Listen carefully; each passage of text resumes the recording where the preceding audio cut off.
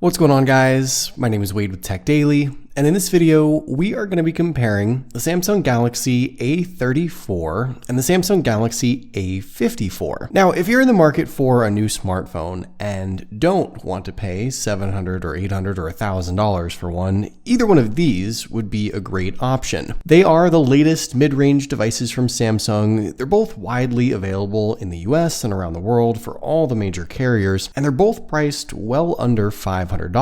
If you know the A series, you know these phones are always an incredible value, and this year that's even more so the case. Both these phones offer like 90% of what you'd get with Samsung's S series flagship phone, and unlike years past, you also now can't even tell these mid-range phones apart from the more expensive S series. They look literally identical. Now, within the A series, obviously Samsung has quite a few different devices with more or fewer features at different price points. For example, the A04 and A14 are very much the lower end budget devices, and these phones, the A34 and the A54, are the higher tier ones. And there are some differences between these two with their price, their features, their build, and some other minor things that should definitely be considered. But this year, these two phones are actually more similar than ever. So in this video, I'm going to fill you in on everything you need to know about the new A34 and A54. We'll talk about everything that's different, big and small. I'll give you my honest thoughts as to whether I think one is significantly better or more worth it than the other, and hopefully this helps you decide if either one of these is the right phone for you. Like I mentioned, the first difference between these two phones is their price. They're both, I think, really affordable smartphones by today's standards. The A34 is a bit cheaper. It retails for $325-ish. The A54 is technically supposed to be priced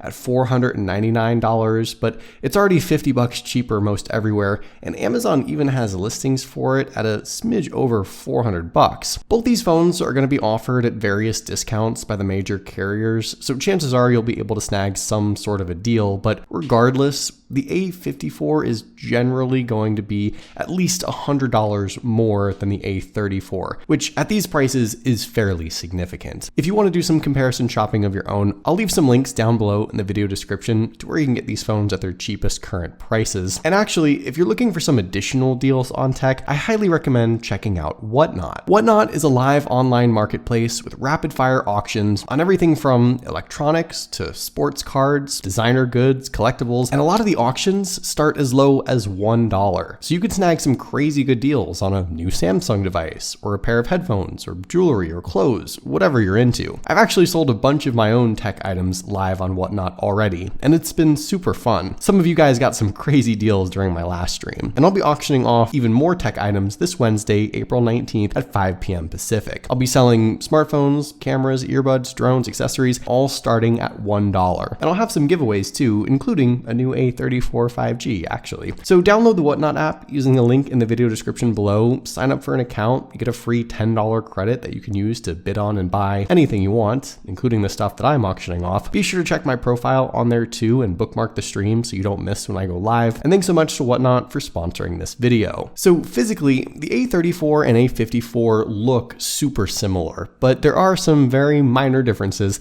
that set them apart. For starters, they're actually different sizes. It's hard to tell, but both their screen and their actual overall dimensions differ. The A34 is the bigger one. It has a 6.6-inch display corner to corner. The A54 is a tad smaller at 6.4 inches, and you might be able to tell that most of the extra screen real estate is in height. The A34 is 3 millimeters taller, a couple millimeters wider, but the difference is so small that in the hand these phones feel nearly the same. They are pretty much the usual 6-plus-inch Samsung smartphones that I think most people are used to using, and they certainly require some stretching and maneuvering to touch all four corners. Now, you might also notice that the black border around the display on the A34 is also a little thicker and maybe more obvious. The A34 also has the older style U-shaped selfie camera. The A54 certainly looks more modern and minimal from the front, and I know some people are a bit picky about that stuff. They want as much screen as possible with no distractions, so the A54 gets a point there. Around back, these phones both get a fresh new design. Well, new for them. They now look exactly like Samsung's current S-series phones, with a triple lens camera setup, no real bump or bulge, and no patterns or other discerning physical features, which is odd. On the one hand, it's kind of cool that these sub $500 phones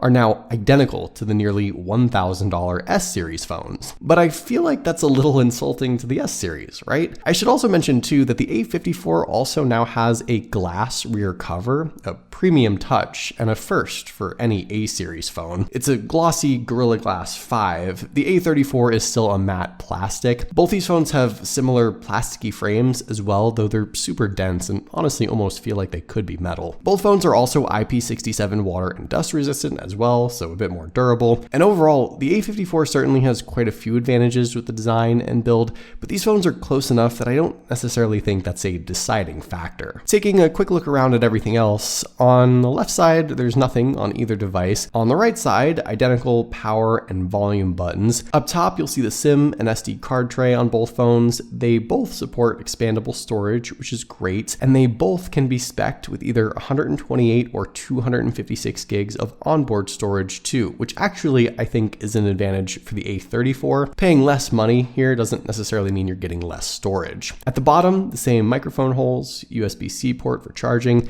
speakers, and a big blank spot where a headphone jack could have gone. Up front, selfie cameras just below the earpieces, which house secondary speakers on both phones, and around back, slightly different camera setups, which I'll go more in depth with in just a minute. Both phones have in-display fingerprint sensors, and they support face unlock. And as far as the feel and the unlocking speeds, I don't believe there's any hardware difference, and so I don't personally see any speed or consistency differences either between the fingerprint or face unlocks. You can get into the phones at nearly the same time every time, and I actually don't think the fingerprint sensor setup has changed much on these A-series phones for a number of years now. When it comes to the viewing experience, while the screen sizes may differ a little bit, the actual specs of the displays don't vary much at all, which is sort of surprising given the history of these two phones. Normally, the A30 something would have a lower resolution display or a lower refresh rate, or maybe be LCD instead of OLED, but the core screen specs on both these phones are now nearly identical. The slightly larger 6.6-inch display on the A34 this year is a 2340 by 1080 resolution Super AMOLED panel, packing in some 390 pixels per inch, and it is also a 120Hz high refresh rate screen. The slightly smaller 6.4-inch display on the A54 is also a 2340 by 1080 resolution Super AMOLED panel with an even better pixel density of around 403 pixels per inch, and it too is a 120Hz high refresh rate screen. Visually, honestly, I can't see any significant difference in color, clarity, or anything else with these two phones side by side. To me, they look darn near identical, and they probably should be. They look great. These AMOLED screens are one of, if not the top reason to consider an A-series phone, and collectively, the AMOLED panel, the 1080 resolution, and the 120Hz high refresh rate are all the same basic specs you get on Samsung's S23 and S23 Plus.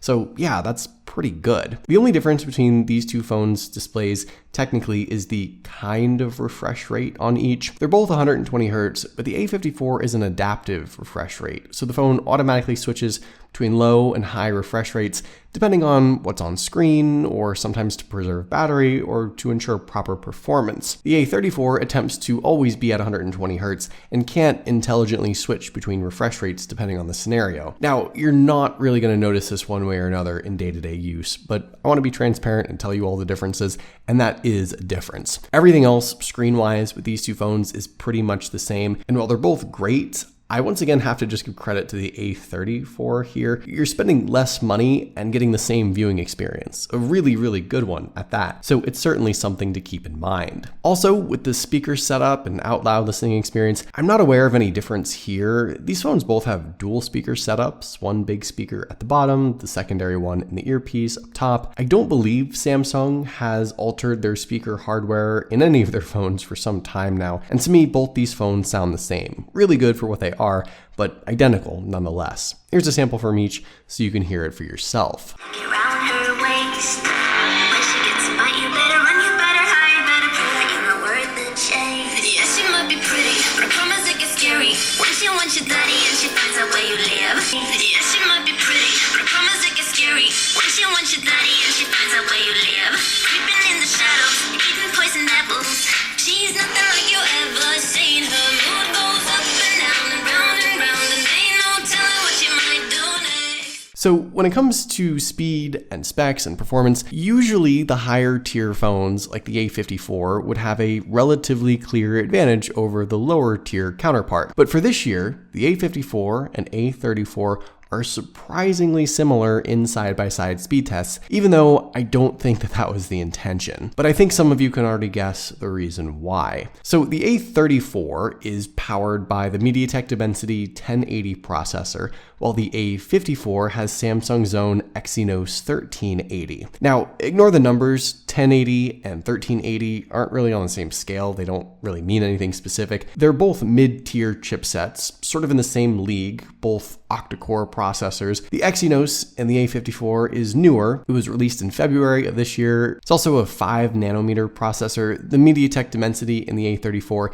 is a few months older. It's a 6 nanometer processor. Specifics aside, here are the latest Geekbench 6 scores, which already give us an indication that these phones are similarly powered, though the A54 has a slight edge in multi-core performance. They both run the latest Android 13 and One UI 5.1 updates. Neither phone run One UI Core or anything like that. They're full-fledged, full-featured Android smartphones with all the apps and capabilities that go along with that. The only Samsung-specific thing that's really missing is DeX. But side by side, I think you can see that for the most part, neither phone has a real clear advantage with speed and performance. More often than not, launching and loading the regular everyday apps, they seem to perform about the same. And in fact, sometimes the A34 has an instance of being quicker to pull something up. The best way I can describe this is they're consistently inconsistent. Neither phone is always faster or always slower than the other, which I think if you're eyeing the A54 is kind of disappointing. When you launch and load some more graphics heavy stuff like games, this is where the extra potential processing power of the A54 can more often be seen. It tends to load up stuff a little faster, but in-game performance, there's no difference,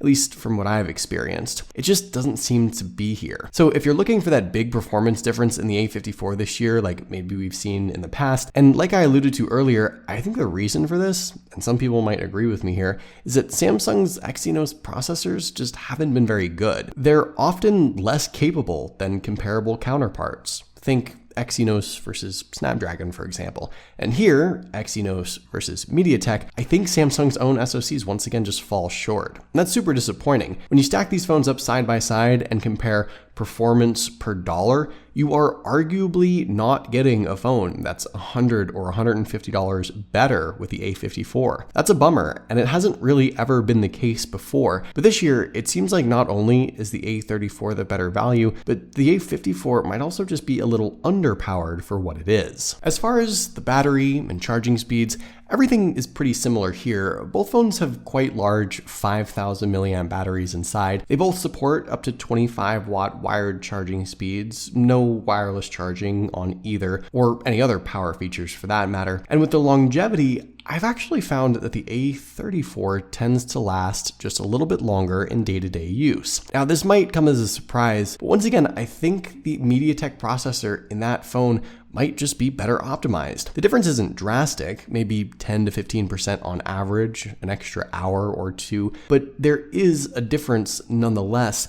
And it's sort of an odd difference when you consider the fact that the A54 should be the better device in nearly every aspect, when in reality, it's certainly not. Last but not least, when it comes to the cameras, this is finally where the A54 is decisively better than the A34, and in more ways than one. Hardware-wise, the A34 gets a 48 megapixel main lens, the A54 gets a 50 megapixel main lens, the A34 has an 8 megapixel ultrawide, the A54 has a 12 megapixel ultrawide, and both phones have the same 5 megapixel macro. The selfie cameras are also different. The A34 has a 13 megapixel selfie shooter, the A54 has a 32 megapixel selfie lens, and inside the camera app, There's actually not much that's different here. Across the board, you'll find the same shooting modes, features, functions, and settings on both phones, including dedicated night modes, pro picture and video modes, slow-mo and super slow-mo, 4K video recording. There are differences in the high megapixel shooting modes, obviously, 48 megapixels versus 50 megapixels, but as far as what you see in-app, that's really it. In the real world though, with some picture samples here, the difference, in my opinion, is much more obvious. The A54 is the better picture taker from start to finish. It captures a much more detailed shot with better, more accurate colors. It keeps a lot more of the subject in focus. It's also less processed. The A34 tends to artificially boost and beautify not just faces and selfies, but everything really. The wide angle is better on the A54, night mode is better on the A54, it's less fuzzy, there's less noise, it's much more clear. The A54 just takes a better picture every single time. And that's not to say that the A34 takes a bad picture, it's perfectly fine. It just is very much still that subpar, over-processed, under-detailed A-series budget camera setup, while the A54 very much shoots within its price range. It's not flagship caliber, but it's still pretty good, and it's finally a real obvious difference that gives the A54 an actual advantage. So if it wasn't already apparent, this year's A34 and A54 are more similar than ever. They're nearly identical phones physically, and perfectly resemble Samsung's $1,000 flagship now, which is wild. The A54 is a premium glass build, they both have the same great displays, very similar specs and performance numbers. The A54 has a better camera setup overall, but I gotta be honest, I'm not really seeing much of a reason to jump to the A54 for the extra $100 or $150, unless you specifically want a more modern hole punch selfie camera or glass back or better picture taking abilities. Everything else with these two phones is basically the same, and to me, I don't think that justifies the extra money, but what do you guys think? Was there anything I maybe missed here? Let me know in the comments down below. I'd love to hear your thoughts, of course. But hopefully you guys did enjoy this video. Be sure to follow TechDaily on Twitter and subscribe to the TechDaily YouTube channel if you haven't already, and I'll see you guys later.